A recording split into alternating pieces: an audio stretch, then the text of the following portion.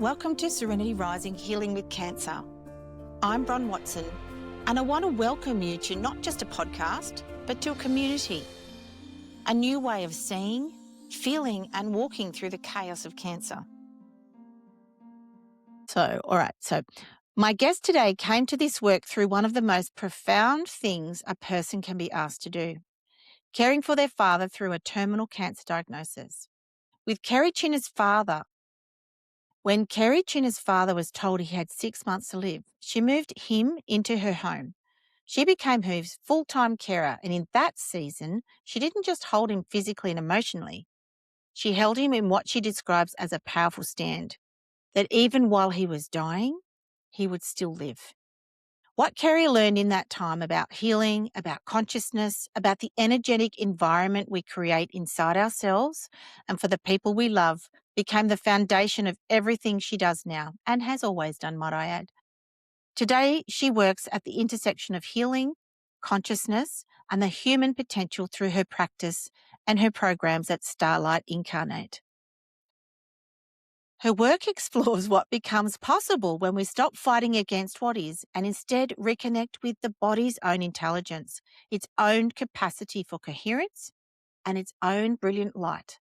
She has sat with clients facing terminal and life-threatening diagnoses and held that same expansive stand for them.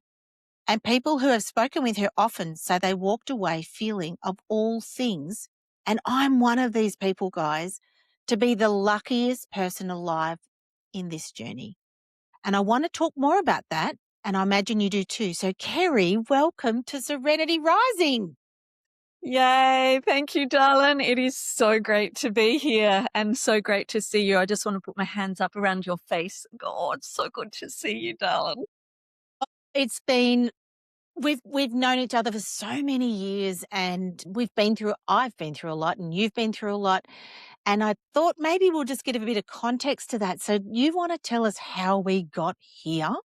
Yes. Yeah. Wow. Such a miracle. I mean, I think that word's going to show up a lot in our conversation today. Gosh, it was back in 2013 when I first met you at a convention, at an event. And whilst we didn't have a lot to do with each other because we were all there doing our own individual work, I connected with you and knew of you through a beautiful other woman that I connected with there. So you were always in the periphery of my sort of consciousness, and I'd see you on Facebook, but we hadn't really chatted after that event or connected. And then goodness, it was a couple of years ago, and I was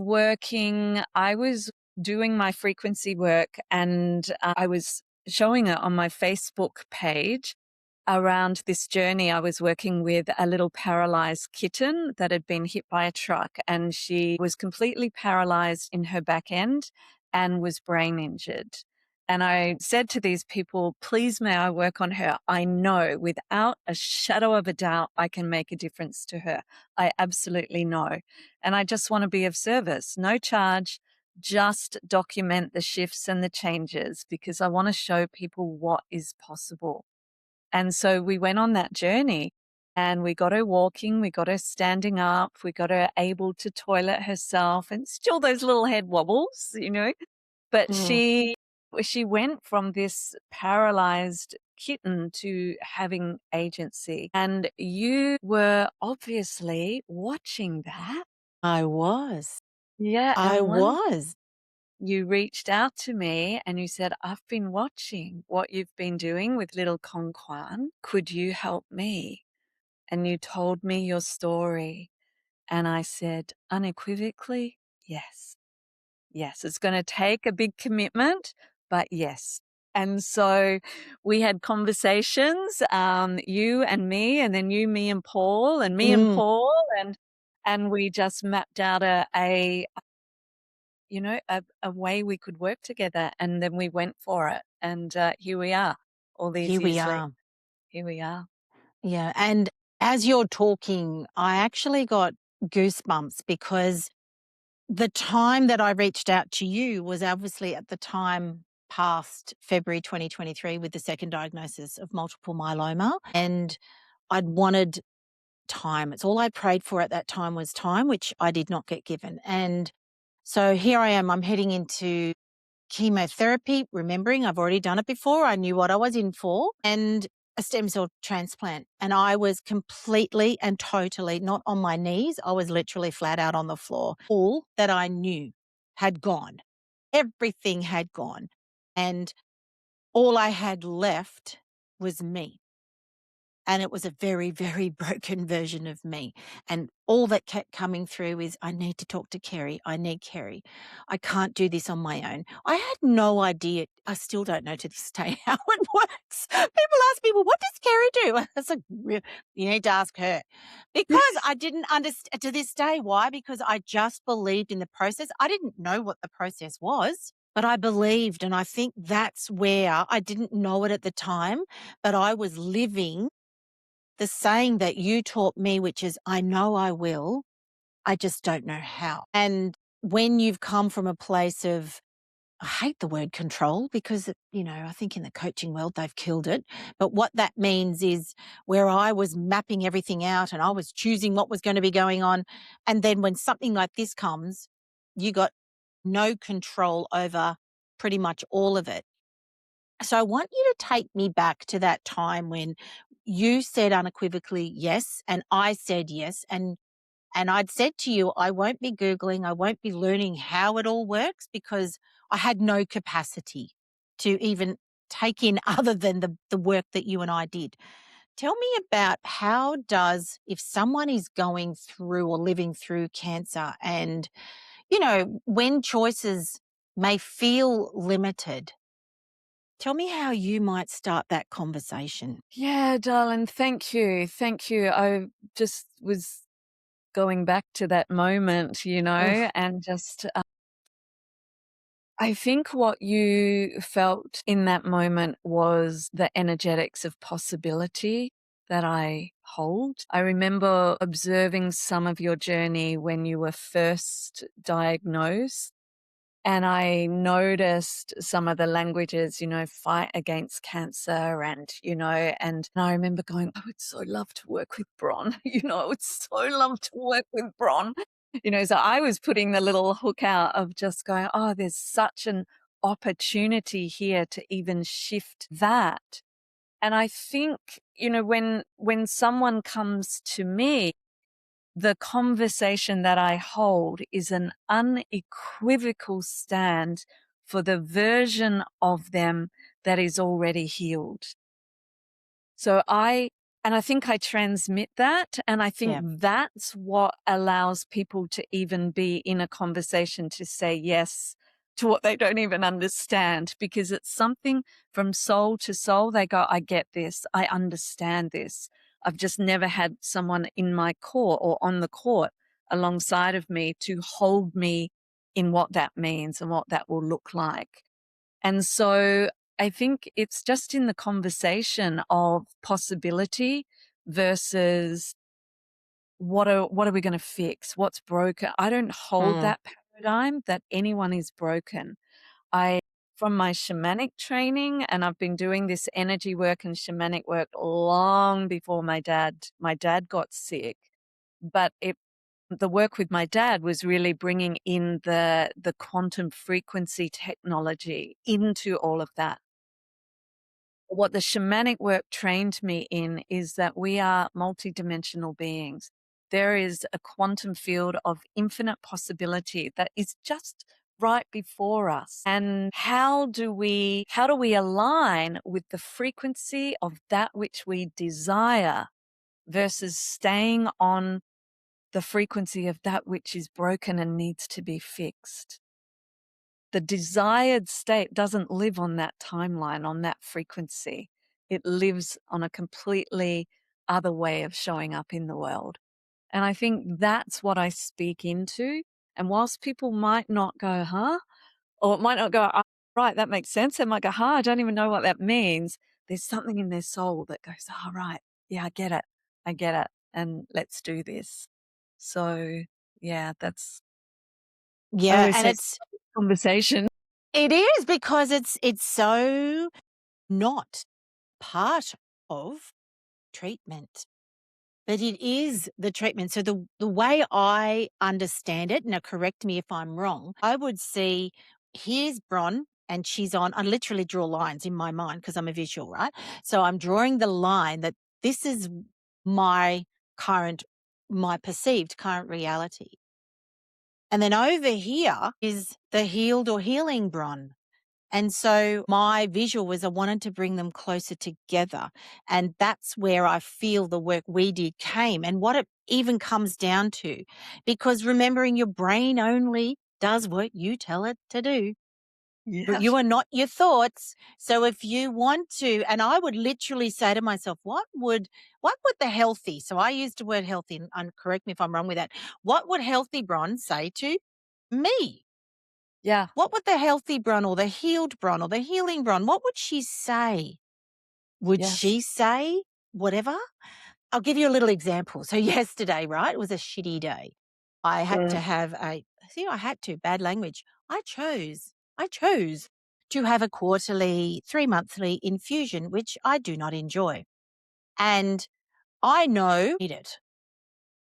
I know I don't. Yeah. But and remembering, guys, this is not this whole conversation is not giving you that, well, I'm going to tell my doctor to get stuffed. I didn't say that. No. That's not what I'm saying. No. I'm working with it, right? But I Yes. was I was annoyed all day. I was irritable. I wasn't anxious. I just was like pissed off. And Paul said, you can't go in there and you cannot speak to those women and men. And I said, no, I'm not going to do that. I said, I'm not talking to anyone. So mature. But what it was is I felt the feels because I didn't want my body, because it was another going, I don't want to be the body Mm. of multiple myeloma or breast cancer. I want to be, because because in my mind, I'm fully remission. I have no evidence of cancer right this minute, right? So I'm going, well, this Bron's going, well, Bron, what the hell are you doing? And so it was like this little battle. And I had Yes. to make peace with myself and have compassion and grace and forgiveness to go, Bron, you're doing the best you can with what you've got. It's not going to harm you, honey. Yes. But chill down, because what's healthy, Bron, we're going to say to this Bron who's kicking up a bit of a fuss on a decision that I made for myself. Like, you can't make a decision for yourself and then shoot yourself in the foot for it.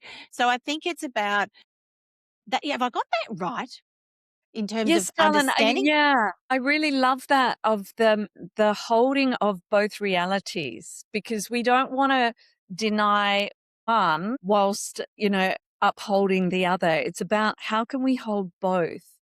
And I remember working with a client who, she didn't want to have chemo, and I said, having it or not having it, that's not the question. The question is your resistance to not having it.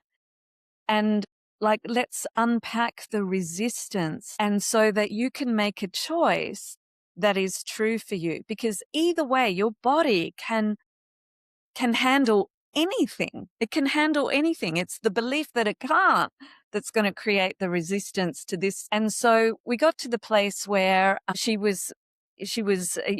prognosis was such that she then said yes, she would have it.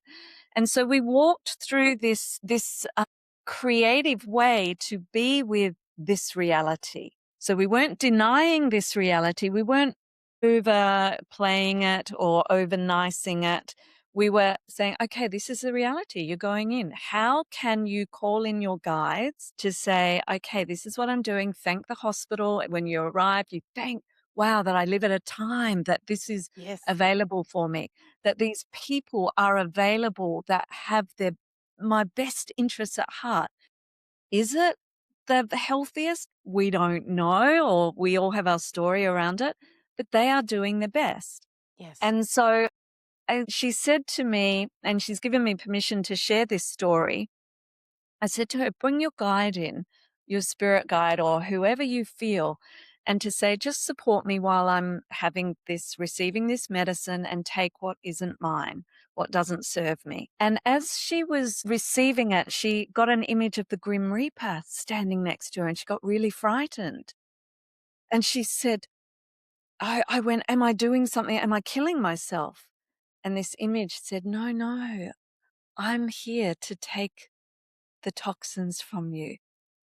I'm Oh, the one Kerri. receiving what isn't supportive for you. And she said in that moment, she just surrendered and she breezed through her chemo. She breezed through it.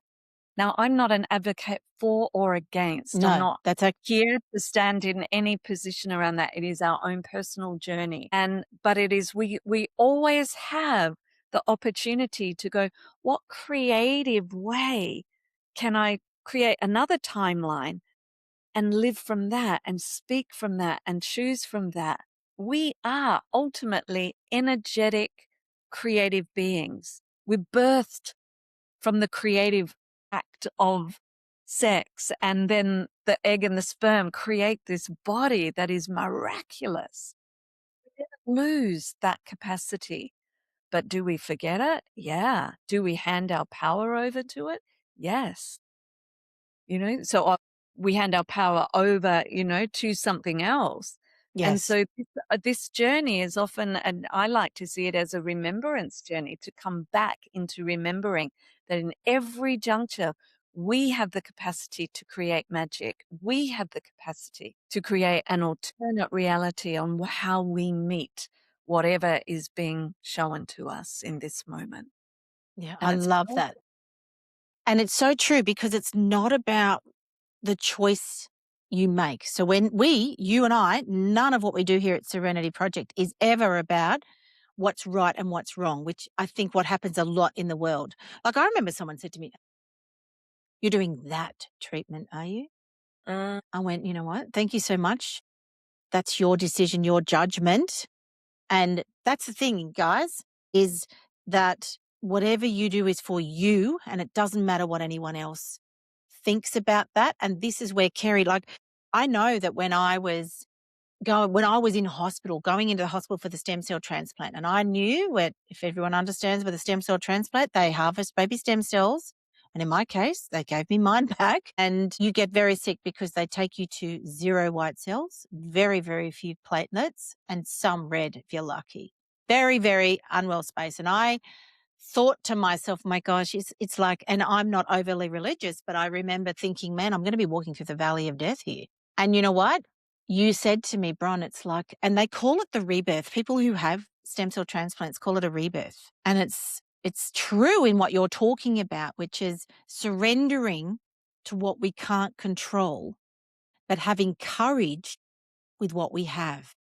And I want you to tell me more about your experience of, what did your dad teach you through his time and not time on earth in this lifetime, or maybe the cancer journey, but what did he teach you? oh my goodness. I Is that still okay get to ask? Yeah, yeah, of course, darling. I'm an open book. You can ask me anything. But I still get teary when I think about my dad and the journey that we went through. So profound, so profound. People used to say to me, wow, your dad's so lucky to have you. And I went, no, it's the other way around. I am so lucky. I feel like I am being apprenticed by a master. And what I mean by that is when he was under palliative care at home at my place, they had him, morphined to the eyeballs, and I slept in his room so I could care for him in those moments where he didn't know where he was and what he needed. And the places he took me were phenomenal. I will never, ever forget. There were moments where I would see him, who's, fast asleep, and he's raised his arm, and I think, here it comes. And he would start talking in another language, and he would talk for I got tired of recording it after 20 minutes. He would go for 45 minutes. This is a man who was constantly on oxygen and couldn't, and yet he's talking and laughing. And it was like he was giving a discourse. I felt like this is an ancient language and it's like he's giving a discourse of something, and I would just be receiving. And how animated he was outside of the morphine and everything else in those moments. I went, he's showing me the part of him that lives outside of this diagnosis, that lives outside of what his body is moving through. And I remember just being in such gratitude for how he showed me the sacredness of the soul and where the soul lives whilst the body is doing this journey. And as a carer, I wasn't always able to hold that. You Right. know, I was so scared. I was so bereft. I was so anguished in those moments where I was seeing his physical suffering. Yes. Yeah. And I was so at my wit's end with exhaustion physically. And, you know, I'm the first person to say I didn't always get it right. And I wasn't always the patient daughter or the one who could hold that soul's journey. Mm. And we talked through all of that and we moved through all of that. And so for anyone caring for a loved one, I see you, I feel you, and I honor Mm. you. And it requires a lot of self-compassion for those moments where we have our own humanity in the face of the heartbreak. But those moments at night, you know, I had moments where Dad would regress to being like a little 3-year-old, and he would ask me to sing him Twinkle, Twinkle, Little Star as stroking his forehead and he's falling asleep. I am just sobbing, you know, like the tears are just Mm. whilst I'm singing. And then I would feel his mum come through and say, "It's okay, I'm here." And I went, "Oh, I'm Mm. the conduit for his mum to love him." His mum passed when he was 16 years old, and he was so close to her. And so it was like in these moments of my mentor, my shamanic mentor talks about the cathedral space that gets activated when someone is in that transition phase. And it was like this cathedral space of absolute reverence of what we are never alone. We are never Mm. gone. We are never doing this by ourselves. But do we have the courage to crack our hearts open enough to feel what else is possible? And so I can't even begin to share what my dad taught Yeah. me. It's And from a physical, a tangible piece, he taught me, not taught me, he gave me the potency of what frequency medicine. I just threw everything at the quantum frequency tech to go, I get it. I get that everything is energy now. It's not just information, it's become dropped in as knowing, as wisdom. So, how do I now take this into the world? Yeah, wow. just profound.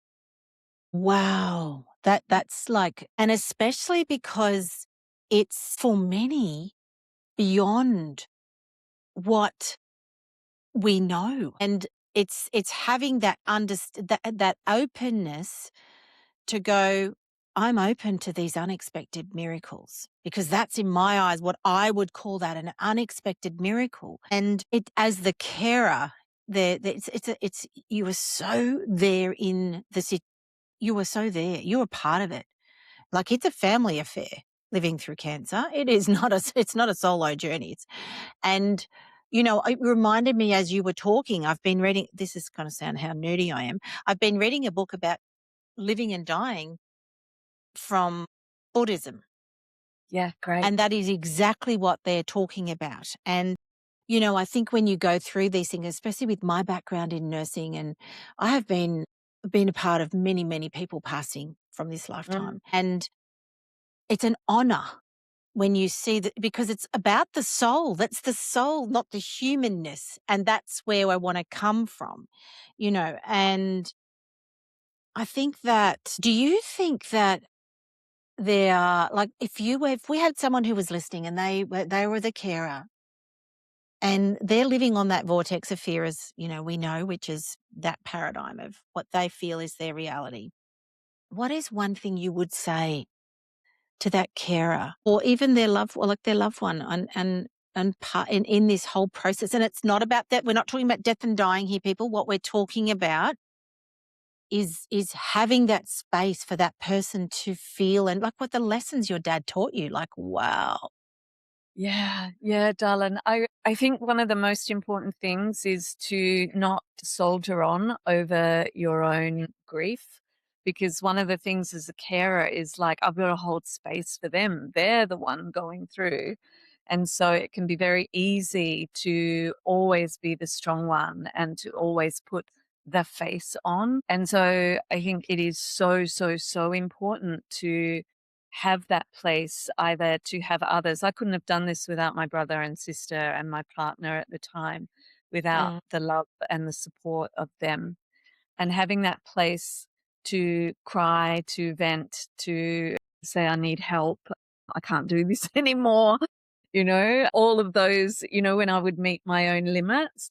And mm, sometimes it was as simple as, if I didn't wanna burden anyone else, because 'cause we're all carrying the grief and the uncertainty of what's gonna happen. There's, to create that space to just be able to go onto your knees yourself, to go to Mother Earth and just lie on Mother Earth, heart to heart, arms out, and say, please take what I can't hold anymore."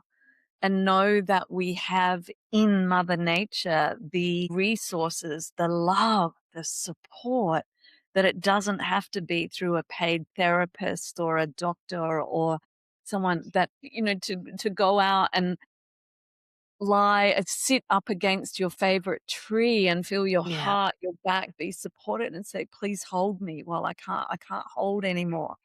And know that nature welcomes us and wraps her arms around us in those moments. And so to never miss that opportunity to seek the support of, the elements, the ocean, the sand, the grass, the trees, the wind, the And fire.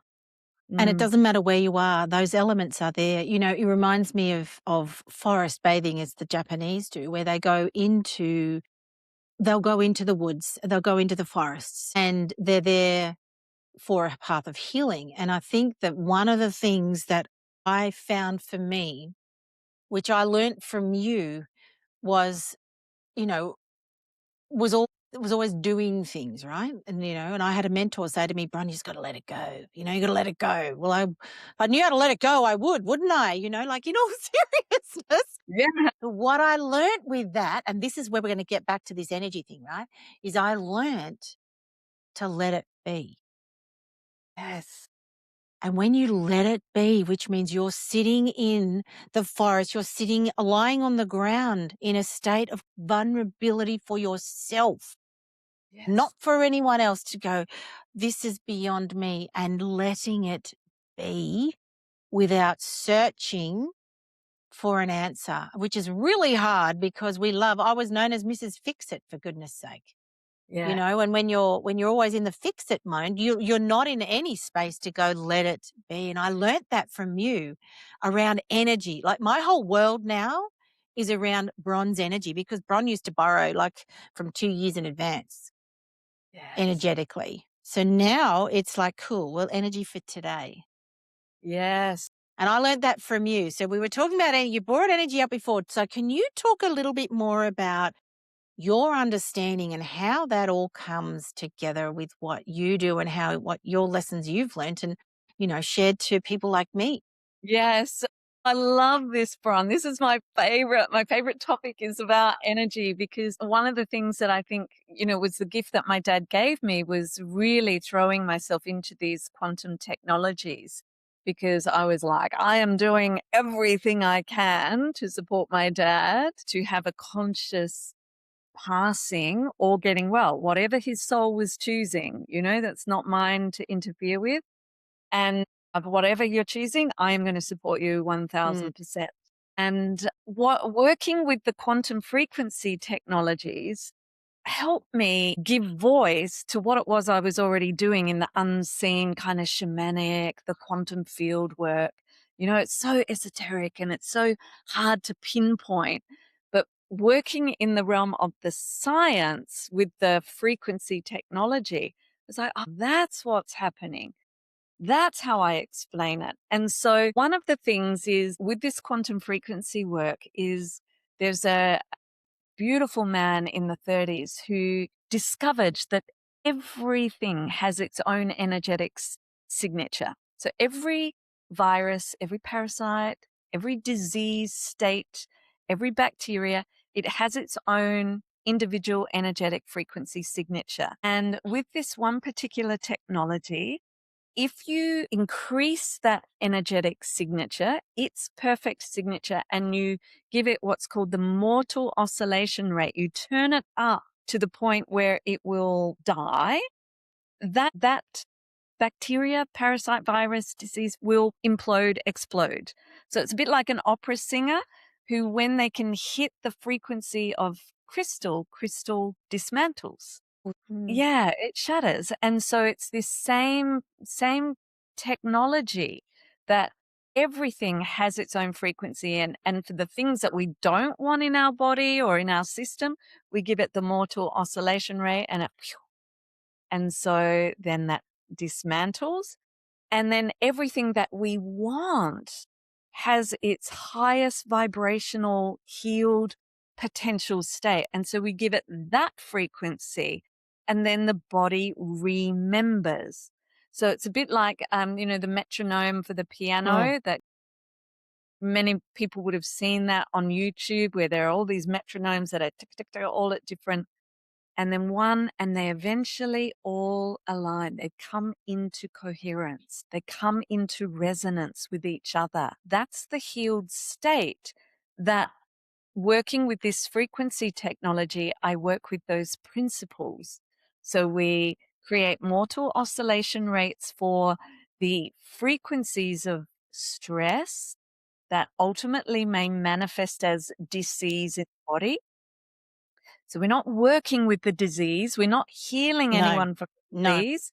We're not working with the symptoms. We're working with the energetic frequency of the terrain of the body so that the body can come back into its oscillation state of health and highest resonance. And then what the body does with that and with the soul is that individual sovereign journey. So my underlying premise beyond everything is that everything is energy.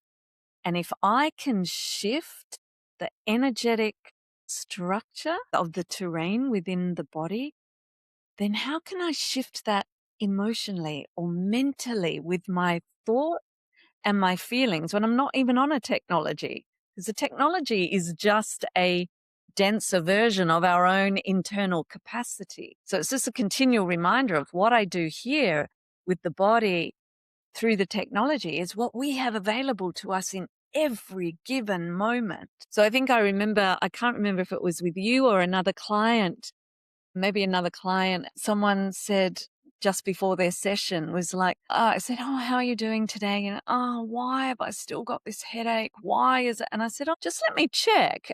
You're paying me really good money to work on you. Would you like me to give you that frequency?" "Oh, why have I got this headache?"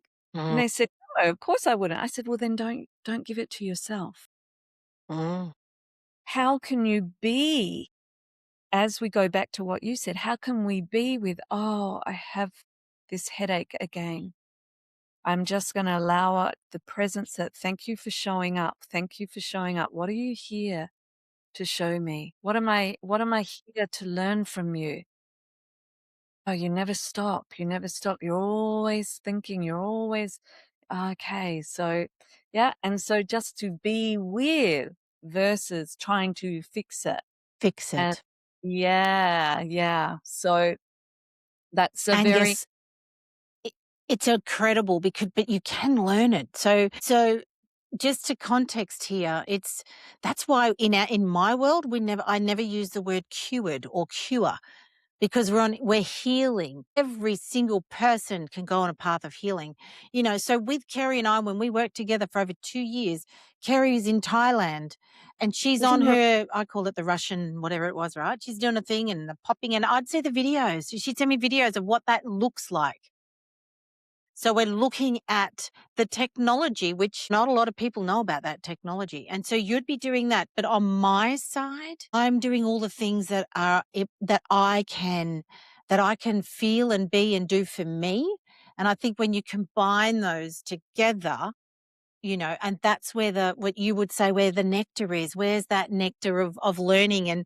And when something comes up, a trigger, like if something is triggered, this is something I learned, was when a trigger came up or I'm triggered, where's the nectar? Where's the lesson? And to me, I put on that curiosity, but I don't talk about a lot about this, but put on that curiosity button. Yeah. And go, really, what's really happening here? And as you've just said, oh my God, it's a headache. No, what's really happening? Yeah. Yes, And Diana. I think and that's where, like, you taught me that I'm like a puzzle, and I'll talk about being a puzzle. And, there's so many beautiful, we've done a lot of the puzzle, and then we'll come across a little spot where we're missing a part here. What's that puzzle? Well, Yeah. that's come from something. And, well, put on the curiosity button. Yeah. We put the mirror up. You were holding that mirror for me to look back at myself and go, cool, where's Yeah. that showing up? And that's where the machines with the energetic quantum work together with all the stuff that we as the human body can do to look after the soul. And that's where the science and the soul come together. Yes. And Yes. yeah. And so energy, when I'm thinking energy, Kerri's energy concepts is so amazing that I can't put that into it, which is why you're here explaining it.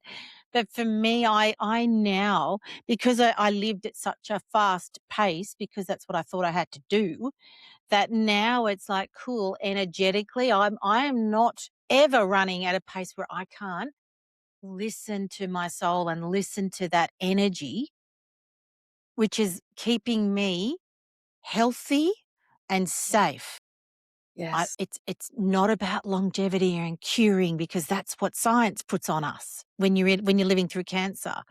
Yes. You got to chase the cure. You got to chase this. No, we're not chasing it. What if we're just right here, right now? Because that's what we have. And, I'd love you to explain your version of A equals A, because I've got my versions of it. But this is a really valuable lesson that I think every single listener can walk away with. Can you explain the A equals A? Yeah, Kerri Chinner theory.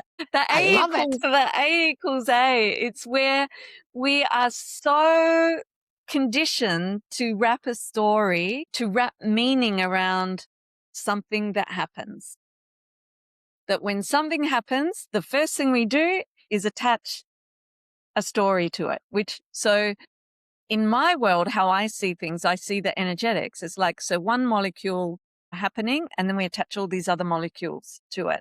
And before long, we've got this distorted state, because there's attached to it is a meaning, and then it means this, and now that person's that, and now I've got to be this, and now, and this little molecule was just a happening. And so this is A, but we attach B, C, D, E, F, and G to it. And then what happens, our reaction or our behavior from that is based on the B, C, D, E, F, and G that we've attached to it. And the whole A is distorted. It's like, what would it look like if we were to go A equals A, full stop? That person just overrode my boundaries when I spoke to them, equals that person overrode my boundaries. I love There'll it. be a little emotional wobble there, versus that person overrode my boundaries. She always does it. I am sick and tired of this. I'm done with her. I'm going to ignore her, or I'm going to tell her what, versus that person just overrode my boundaries equals that person overrode my boundaries. What would be that missing little jigsaw puzzle piece, the invitation, the nectar, that if I were to extract that would strengthen my wholeness? It might be, I just speak to this person and say, when you did that, this is how I felt and what I would love. Or can I just check out with you? I just want a reality check here. When I said that and you said this, I kind of felt blah, blah, blah. And so you get to show up from that place of your wholeness, versus from all of this storied, reactive place that just keeps you navigating from drama, from chaos, from your past, because that B, C, D, E, F, and G are all based on your past. They're not based on a pure, truthful now. It's based on what's happened to you, what it triggers, my emotional child, all of those places that are yours to do, be responsible for, and then make a choice around. So that's kind of sort of in a nutshell, but I could Well, go it deep. is. No, that's great. And I'll give a really quick example. Just so earlier this year, and I've mentioned this a few times, I was really consciously working on speaking my truth. So if someone asked me how I wanted for myself, I was speaking my truth for me, not for that other person. So I bumped into a lady who I've known for years, a very well known lady in my area. And she said, "Oh, how are you, Bron?" And I spoke my truth. You know what? I'm actually not okay. I'm a bit anxious at the moment. My bloods are really all over the place. But I'm great. I'm really great. It's just I've got this thing happening. And she looked at me and because I would never have said that before, right? And I, she looked at me and went, "Oh, well, that's no good, Bron. Oh, but you know what? I'm actually going on this holiday with my friends in next month and da da da da da." And she completely, I felt, disregarded what I had said. And you, my friend, were with me. You were sitting on my shoulder at that moment because in that split second, I had a choice. I could have gone, "Oh, that'd be right." When I speak my truth, no one listens anyway, so why would I bother? That's the B, C, D, F, G, right? Or the other one was, Bron, well done, you nailed it. Yeah. You spoke your truth, girl. You spoke it for yourself. A equals A, full effing stop. Full effing stop. Yes. Full effing stop, people, because it's the story and then when you attach that, think about it energetically, what you're doing is you're inviting in stuff that is not yours or it's come from the past. And, I have this really random thing, Kerri, and I don't really know what it means, but I have this thing there. I think cancer grows in the dark. I think I always imagine because I have blood cancer. Well, I don't know if I really do, to be honest, but right now I don't. But with that blood cancer, I'd never ever go, I never go, well, why? That absolutely, we don't even give energy to the why because it doesn't matter the why. What matters is the now, right? I just have this thing that I imagine beautiful, healthy blood, which is you on your machine was seeing. And you're popping away little things and I'm imagining this healthy blood, but how can we energetically with the quantum use this metaphor for our own lives, irrespective? Let's just take the cancer out of it and just put in there, how can we get to that space? Like if someone was listening to this and they're going, yeah, this is all great, Bron and Kerri, but where do I start? Yeah, beautiful, beautiful. Oh, this is such a topic in and of itself. I could do a masterclass on this. Or maybe So we'll let get me you see if back. yeah, maybe let's see if I can be succinct. So I absolutely agree that, the cancer, it's an absence of light. It's where our body can't hold the light. Now we are made of light. We are made of light and sound and frequency. And so I always say when something happens, whether it be cancer or that now I'm caring for someone and it's bringing all my stuff up, it shows us where we're not able to hold the light of God within our own system. And what I mean by that, you can replace God with whatever word you want, like the light of love, the light of freedom, the light of peace, whatever that is. Because all of those emotions, fear, grief, stress, worry, anxiety, all of those things are conditioned out of us to feel and to allow anger, to move through us. Generally, we've got to put a lid over it and get on with life.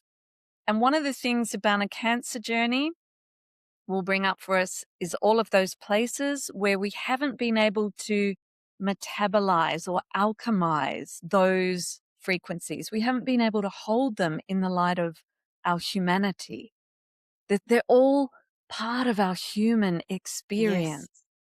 And so what I see a cancer journey as being, whether it's for the person who's going through it or for the carer, the loved one is wow, we are given such a gift to alchemize those places within us that have been shut down from the light and that are now in density or banished from consciousness. They're so in the dark that we can now bring them to the light. And as we do that, there's something within us that can now hold the resilience of what we never knew we could, that we can meet the challenges of life with a grace, with a humility and a strength from internally, not from externally, but from within, because we've relit those places that have been banished to darkness within us. And so how someone can do that in just their everyday moment is to ask themselves, what frequency, what reality am I imprinting into my field today? So when I wake up and I go, oh God, I've got to go for that test today, what frequency are you imprinting into the field? Because I look at it as like we are sending out an offer wave into the infinite field.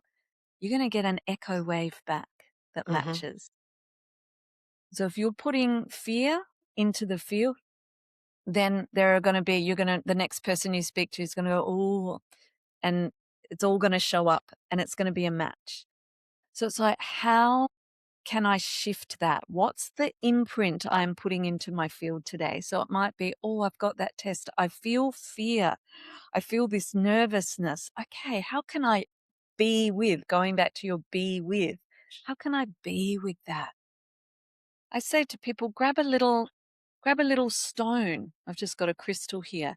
Grab a little stone, crystal, something. Have it be your best friend Mm. in your pocket. And when you notice that anxiety or that contraction, that's your DNA contracting. You're not able to hold the light when your DNA No, contracts. So blow it out. blow it out. In that moment, you are being with it. You're not changing it. You're not saying, I can't have it. You're saying, I see you. Let this carry it for you. Don't have to wash it. You can put it in your pocket. It's not bad. It's just energy.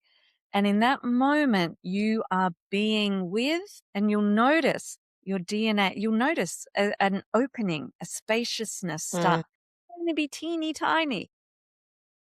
Just another one. That's your DNA just unfurling a little bit more.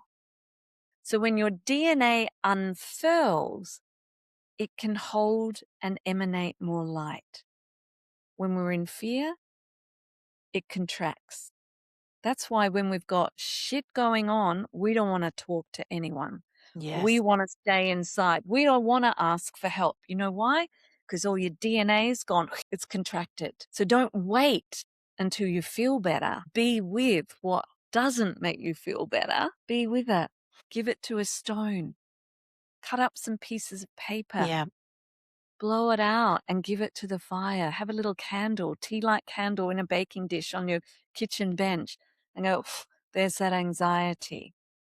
And then choose, what's the aligned frequency that I would love to just kind of call in? It doesn't mean that you're going to be that, but, to call in more trust. Okay, how would trust? I am trust. I am trust. I remember when I had a whole lot of fear stuff come up for me. I felt really unsafe when I was here in Thailand during COVID, really unsafe. I used to ride my scooter going, I'm safe, I'm safe, I'm safe, I'm safe, And I go, no, that's not it. What would I am safety? As soon as I said it, I am safety, the invitation for me to be that which my soul was yearning for. I'm safety. I don't need safety from anywhere. I'm safety. That created an unfurling of my DNA, which gave me the resilience to meet the challenges. Challenges didn't change. They were still there. Still have to have the test results, still got to do all of that. But who you are is more than who you were when you were living from the storied BCDEF state. And I'm really putting it out there that people can hear that. For me, what I'm hearing when you say those things is that's what let it be means. You're not fixing anything. You would like, I'm letting it out to let it be. I'm not looking for any solution. I'm not looking for a to-do list, nothing. See, this is why words in our space, we don't use the word cure. We don't need it. We don't need it because it's irrespective of the outcome in my Yes. world. But that's Yes. my understanding when I hear it. And you know what, when you're allowing that, and it's not about not feeling anger, not feeling resentment. Like I just say to Paul, I just got the shits. That was it. I didn't Yeah. attach anything to it. I just had the shits. I'm gonna, because I didn't want to go. I was like a child. I don't want to go. I don't want to be here. And it's not about, it's allowing that to happen. But then, okay, let it out. Let it be. And it will be taken care of because that's the Yes. I know I will, I just don't know how part, Yes, and you it's know? in you're unraveling the energetics of Yes, the grip that story, the BCDEF, has on you. And so all we're looking for is a loosening of the grip, a loosening of that snake skin of contraction, and that's so eventually I can feel the essence of who I am that is already whole, already already pure, there. is already there. We don't need to change this. We just need to loosen its grip on us. And that's why the breath, the being with, actually just loosens that. We see that for those who are parents who have a child that goes, Mom, Mom, Mom, Mom, and you're busy doing your thing. That child is going to be at you, at you, at you until you turn around and say, Yes, darling, what? Oh, nothing. Bye. And off they go Mm, on their scooter. mm. Just it's the presencing of when we bring presence to what is, it dismantles, and so these places get to be really simple even in the face of complex challenges. And so And yeah.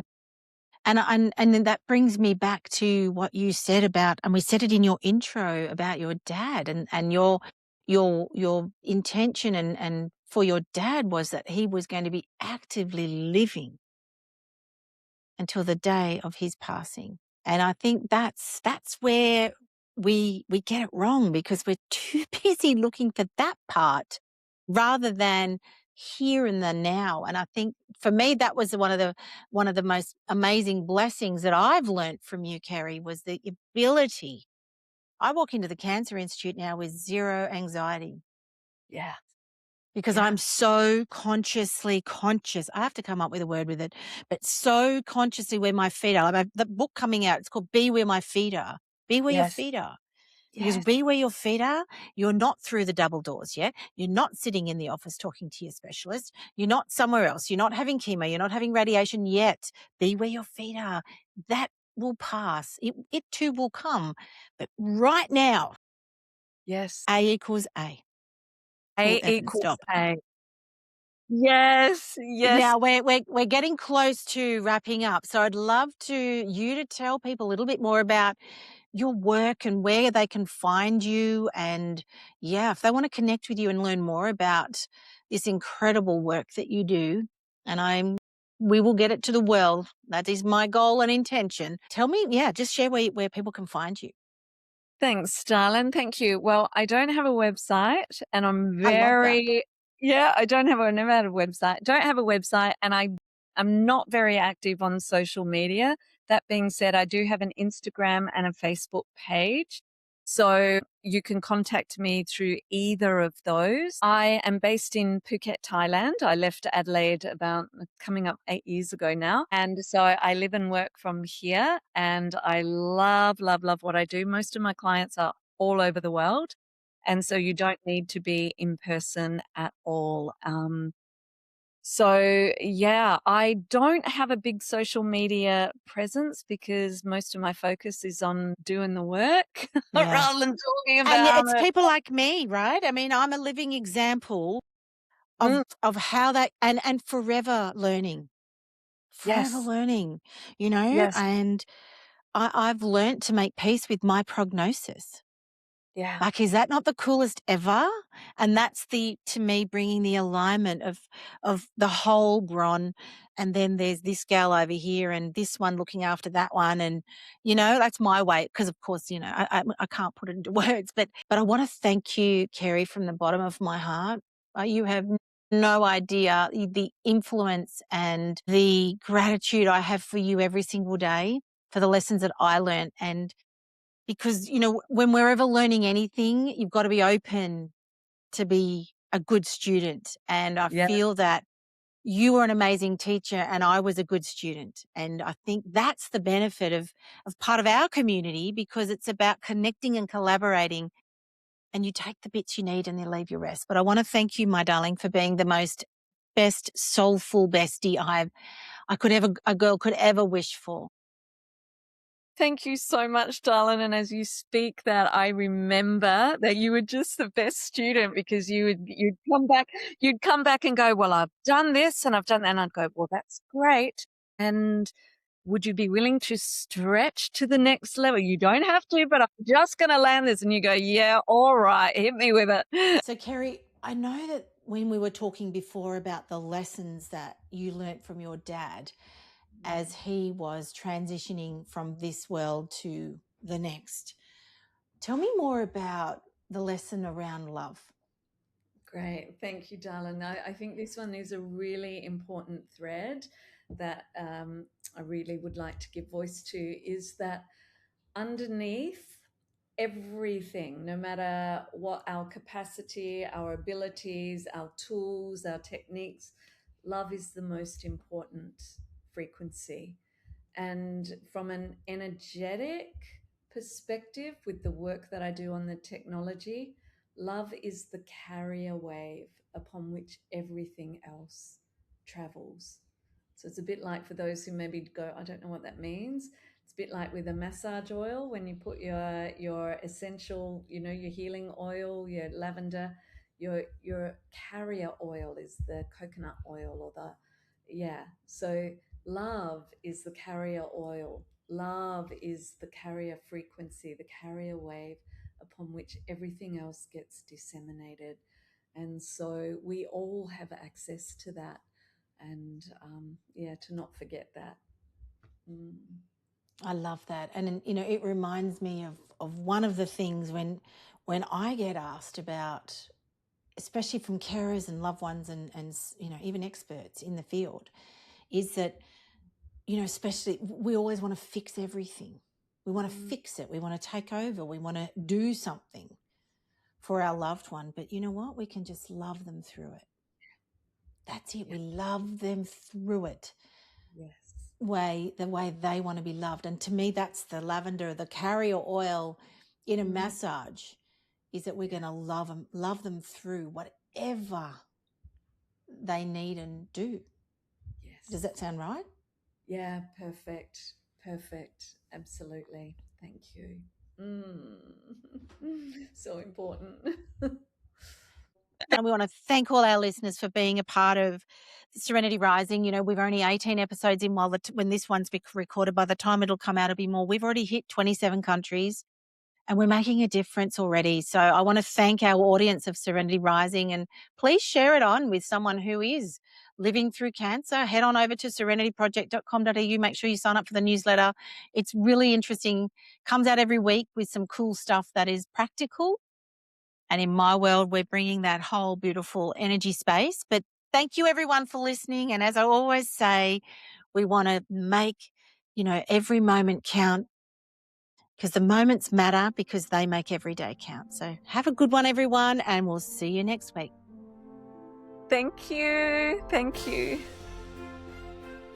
Thank you so much for joining me today. It's been great having you here. And what I would love you to do is leave a comment or ask a question using my fan link below this episode and on every episode that we post. I would love to hear your thoughts, your questions, and I'll get back to you. Have a great day and bye for now.